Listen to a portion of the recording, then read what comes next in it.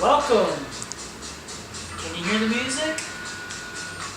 That's right, I told you it was coming. Couldn't stand it much longer, all the stuff that's going on out there today in our great country, and it is still great.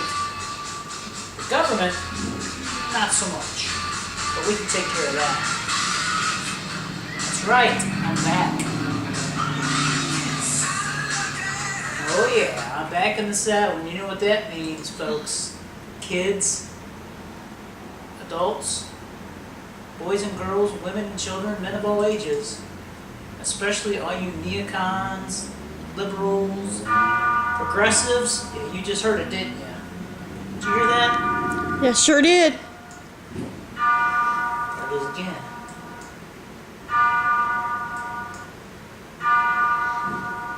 That's the bell tolling for you hypocrites, you people in Washington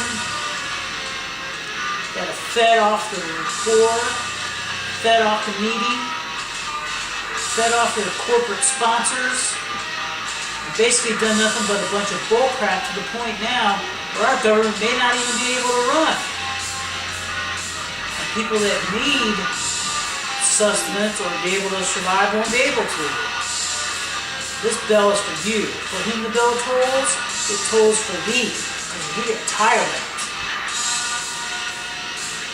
it. And just to make sure we're clear on it so they know, from what I heard, there's little catchphrases that the NSA doesn't want to hear. Like liberty, Tea Party, constitutional law, following the Constitution, not your own little feelings. Edward Snowden should be brought back and made a hero. Ticker tape parade. You want to hear more NSA? Everybody says, oh, I'm afraid. You know what? Here's 3 fingers, NSA. Guess which one I'm thinking of when I think of you? That's right. You don't like me? You can bite me. That's simple, NSA. I'm bringing it on like Donkey Kong, and I'm a 500-pound gorilla with a bad attitude. I'm tired of hearing about people being afraid of saying what they want to say. I will say what I want to say when I want to say it, and if you want to come get me, come try, because you're in for a big, big surprise that you don't want any part of. Okay, now that I got that off my chest. Hi, hon. Hello. Lovely camera person in the background. Mm-hmm. Freaking out as I go off on the NSA. We also have some things that are very shocking. I've been surfing the web, and I'm sure you all have as well. I know my friends, my peeps out there on Facebook. Hello, how's it going? Yes, this is the face for radio. But shocking stuff. Well, not really shocking to those of us that are awake. Just read an article for J.P. Morgan. J.P. Morgan. Big bankster. All the way back, say... Generations, yep. 1912? 1913. Back when they started this thing called the IRS, or the Federal Reserve. Anyways, J.P. Morgan is making, I believe it was over $500 million? Over $500 million. And guess how they're doing it? As I mentioned earlier, feeding off the poor. That's right, food stamps aren't, as some of us, there are probably a lot of people out there know because some of them are probably living on it, are now done through a card, electronically, an EBT card. Mm-hmm. And that's how J.P. Morgan is making their money. They're making it off of poor people. They're making, like I said, over $500 million. Where did you get the contract from? Yeah, that's right, our good old federal government. It's like the Federal Reserve. Everybody says, well, the Federal Reserve is a branch of... No, it's not. It's a private entity. The Federal Reserve is a private entity, but you know what? It's got this little noose hanging over our government's head, because every time we pay taxes, yeah, those roads, those infrastructures, those other things you think it's paying for, not so much. No, it's going to try and pay back the debt that we owe the Federal Reserve. And what does the Federal Reserve do in return? Oh, you need money. Let's just make some more. Where's it coming from? Still printing off more money every day. We're printing off money. Let's just print money. You know, made a joke at the grocery store today. Those new 20s they have that stick together, cashier made a joke, said, "Oh, we can just make some more at home." I said, "Yeah, I wish I could. I know the government does already." The government don't want competition. Exactly, they don't want competition. They got their racket, and they don't want anybody muscling in on their turf, as the mafia would say. And they are the mafia, as far as I'm concerned. Oh, they're worse than that. That's another NSA moment. I mentioned the government was bad. Snake my hands. Shame on you, Tim. Anyways, there's a lot of people out there that agree with me on that, I would presume, or hope. And if you don't agree with me, that's fine. A lot of you people think this is a political party thing. Well, Tim, you're a Republican. You're a conservative. Now, I go by the Evel Conservative, E-V-E-L. The reason I do that is because in the good book, known as the Bible, which I believe in, it talks about the end of times. That which appears evil shall be good, and that which is good shall be considered evil. Like, for instance, the institutionalized murder known as abortion. Oh, not supposed to talk about that. That's a taboo issue. You know what? I agree with Dr. Ron Paul on that. Abortion is wrong. It is murder. The law has been passed. It's Roe v. Wade. There's nothing I can do to overturn that law. But Supreme Court justices that did that, I hope your days were miserable and that you're enjoying your little visit to hell, as far as I'm concerned. Because you've gone against God. Our country's gone against God. We're going to pay a price. We've already started to. Did you know in October they're talking, and I'm living near D.C., the BC and D.C. as I like to call it, they're talking about, is the government going to stay open? Nope. Are they going to shut it down? Probably. And I'll tell you what, I hope guys like Rand Paul and Justin Amash and people who are Ted Cruz, they will say no. Shut the mother down. Obamacare needs to be defunded before it gets started, because I'll tell you one thing, you try to put a chip in this body, you better have a hell of a lot of people to hold me down before you stick it in my body, because it's going to be one hell of a fight. It's going to get down and dirty and ugly, and I ain't playing. You come try it, and you will find out real quick, it ain't no joke. As far as other issues, as I said, Edward Snowden, ticker tape parade, that's what he deserves. Barry Obama, Barack Obama, you know, you're like Pinocchio. Your nose just keeps getting bigger because you keep wanting to stick it in everybody's business, as Dusty Rhodes, the American Dream, would say. You have this problem with wanting to be an emperor.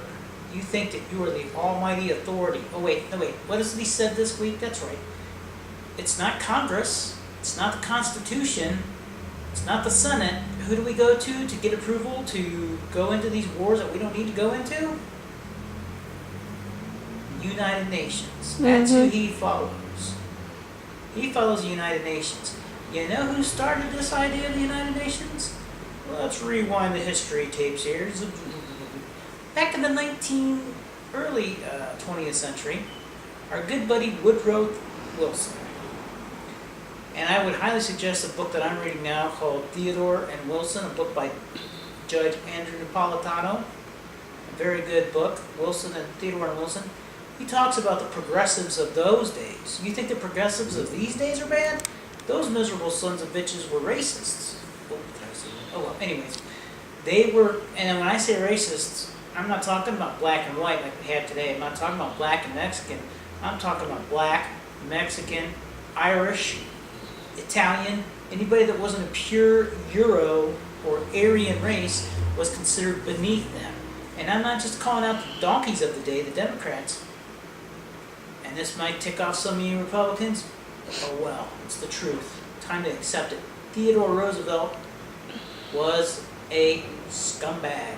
Yes, he was a racist too. They wanted this crap called Common Core that we hear about today in our school systems. Basically, what it is the dumbing down of America. They want to make your kids as dumb as possible and just get them through the system and let them go do whatever they're going to do. They feel like, well, they're beneath us anyway. We'll let the elite kids or the elitists' kids go into Harvard and Princeton and the school that they deserve to go to, and the rest of them, well, they're just trash anyway, so just get them out of here and get them out of the schools. Now, I know there's some good teachers out there. Some of you are my friends, and I know you don't believe in that, and that is not meant towards you, just so you know. So I hope you watch the whole video before you go off and say, that carpenter, I'm going to kick this. Anyways. And as far as the NSA and Edward Snowden and that kind of thing, let me make very clear about my feelings towards the soldiers and the troops. I have no disrespect meant or intended towards them. They're doing their job. But what I would like to talk to you soldiers, and Marines, Marines aren't soldiers, they're Marines, and everyone that's serving our country, remember your oath. There's a group called the Oath Keepers. That's all I'll say. You can go and check it out. They make it very clear. You have an oath that you made when you joined the service. Remember the number one priority of that oath. And think about what your commander-in-chief is doing to our country, to your country, to my country, to our country. And then, just as a little food for thought, what did the troops in Egypt do when their commander-in-chief started going against what was right and wrong? You know, it talks about, and I'm going to pull this up because I made this comment earlier on Facebook and some of you liked it and looked at it, and some of you probably wonder, what the heck is he talking about? They call it, what is it, a global force for good? I'm sorry, but that's a bunch of crap. What you need to call it is a global force to protect our imperialistic investments, and protect your oil, protect your friends, protect your cronies, make sure the Illuminati that's in charge. Yeah, that's right. Barack Obama's a president, but he's not in charge. These congressmen and senators, they're not in charge. It's the Illuminati. It's a very small group of when I say very, I mean billions and billions of dollars people Powerful, yeah. that dictate what happens when it happens. These murders, these wars, these things like that, they don't care about that. All they care about is their money and having specific control of the money and the people that are in charge. But I'll digress from that one as well, because I know I'm pushing a lot of hot topics today, aren't I, hon? Mm-hmm. And we haven't even got started, but that's why we have more than one show, because if we did a show on all the topics at one time, you'd have a 7-hour video probably on here or something, I don't know. Mm-hmm. But we talked about Edward Snowden. I think he should be considered a hero, not a traitor. Yay! Another guy. And some of the things he did, he even admitted some of them were wrong. Bradley Manning, the private that released information and video, and I tell you, I watched the video. It's hard to find on the internet now, because and good old, Zuckerberg and all those boys that are working for Covered the it up. government now try to hide it and not show it. But YouTube, hey, way to go YouTube, you can still see some of it on there. And they talk about it in the background, you hear the video discussing, well, do these guys have guns, da-da-da-da. But when you look at it, you don't see any guns in the video. You know, it's like, well, where are the guns? Where's everything else at? You don't see it. But, Bradley Manning came forward and talked about the things that were going on and didn't, told the truth. And what did the truth get him? Like Ron Paul said, in a world where there's imperialistic government, truth is not popular. Truth is evil. That's what they're trying to do, is make truth evil. And 35 years for telling the truth. We as Americans need to stand up against this. We need to be calling our senators or congressmen and saying, hey, probation or something like that, that's understandable for doing some of the things he did, but 35 years for telling the truth? Mm-hmm. I'll tell you what, though, he's still better off than it was back in the Woodrow Wilson days. Reading the book, again, going back to the book by Judge Napolitano, Woodrow Wilson wouldn't have just had him arrested. He would have been gone. Pardon me. He would have been gone. And who knows, someday they may come after me, too. I don't know. But I digress from that. Onward to my friends down here in the beautiful, lovely hills of West Virginia. We have a Manchin problem. Yes, his name is Joe Manchin, and you talk about the biggest moron on the face of the earth, and, well, maybe one of the top morons on the face of the earth. He is so far Barack Obama's butt, he can't tell a dingleberry from a star, I'll tell you. But this yo-yo has gone and sided with Obama on so many things that now our coal industry is in trouble, and he's just standing back and not saying anything. He doesn't want to get involved. Yeah, he'll give his usual hero speech, oh, we need to protect coal. But what's he really doing to do it? what is he really doing to do it? He ain't doing jack crap. And the other ones, you got Capito. She's a Republican. Well, she's talking about doing things, talk, but yet when it comes to our civil rights, like creation of the National Defense Authority and things like that, she votes for it. And then this old bat, I don't know what her name is, that's going to try and take her seat in Congress, says she's just going to start right off where Capito left off. Well, you know what? You may want to close up on this one. If you're going to do that, you stupid old broad, just resign now. Don't try to run for Congress, because I'll tell you something. I may not know Jack from Jill or him from a hill, but I know one thing. I know I can do twice the job in that Congress as you could. Now, I don't have the money or the power or whatever you have to be a congressman or whatever, but I'll tell you one thing I do have. I've got this right here. I've got this right here. And you can ask the woman holding the camera right now, closing up on me. I can be as stubborn as a mule when I want to be. And if I think something's right, I'm going to stand up for it. No matter how much money you throw at me, no matter how much you try to compromise me, there's a song by Tom Petty. It's called I Won't Back Down. And when you look in these eyes, realize, I won't back down. I used to be a Republican. I used to be a Democrat. When I first started voting at a very young age, I lived in northern Ohio, where if you weren't Democrat, something was wrong with you. And then I started looking at the policies and the actions and the things that were going on, and I couldn't handle being a Democrat. So I went to the Republican side, and I started looking at the policies and the things that were going on, and all of a sudden I started saying, wait a minute, these guys are basically doing the same thing, just with different programs. One side's doing it on the social side, the other side's doing it on the military, and the other side. Both of them have said, screw the American people, we're out for our party. Well, you know what? The last time I checked, I don't live in the United States of Democrats or the United States of Republicans. I live in the United States of America. That's why I'm no longer either one.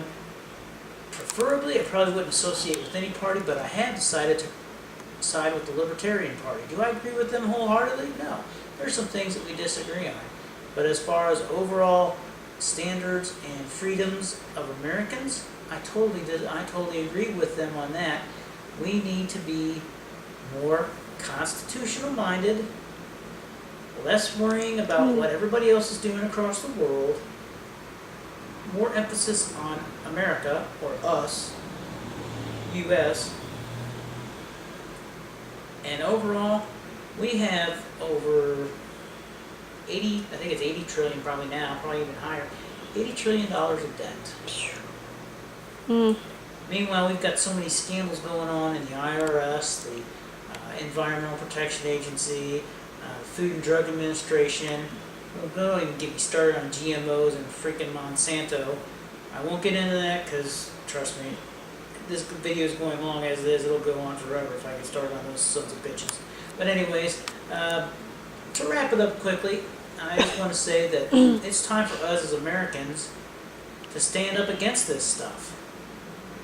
Was my language a little hard tonight now that I think about it? Yeah, but you know what? This has been building up for a while, and I've been waiting to go off on a lot of people. Especially you, NSA. That really sticks in my craw when people are afraid to get online or talk about how they really feel. You know, there's this thing called the Constitution and the First Amendment. You can try and strip it away from us all you want, you sorry pieces of crap, but we will continue to stay strong and say what is right. My challenge to you, and when I say you, I say anybody that's watched this video, if you have your own video camera or you have a friend that does, do a video of your own. Put it on Facebook, put it on YouTube, put it on wherever you can. Let these people know they can try and press us, they can record what we say, but guess what? We're going to keep saying it whether they like it or not. That's me. I'm Tim Carpenter, the Evel Conservative. And as usual, when I go out with the bell. Why? Because it's tolling for you, neocons, liberals, and progressives. You feasted well over 100 years. Well, that feast is about to end. Tim Carpenter, Evel Conservative. Out.